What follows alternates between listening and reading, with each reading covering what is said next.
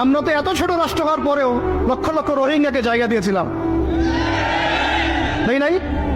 আমাদের ভাইরা 10 টাকা 5 টাকা 20 টাকা করে তুলে ওদেরকে খাইয়েছে, ত্রাণ দিয়েছে, সরকার সহযোগিতা করেছে, বিভিন্ন এনজিও কাজ করেছে, করে নাই? আর তোমরা এত বড় বড় মুসলিম কান্ট্রি আমাদের ভাইদেরকে জায়গা দিতে পারলো না?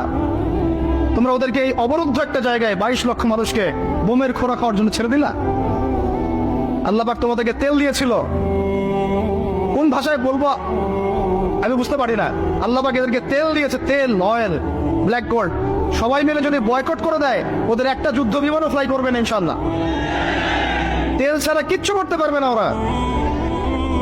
বাদশা ফয়সাল সৌদি আরবের প্রাক্তন রাজা ছিলেন, বাদশা ফয়সাল রাহিমাহুল্লাহ বলবেন, ওই একমাত্র সাহসী একজন নেতা দেখেছিলাম 1973 দিকে অয়েল বয়কট করে দিয়েছে। তেল দিব না, যা কি করার কর, যা।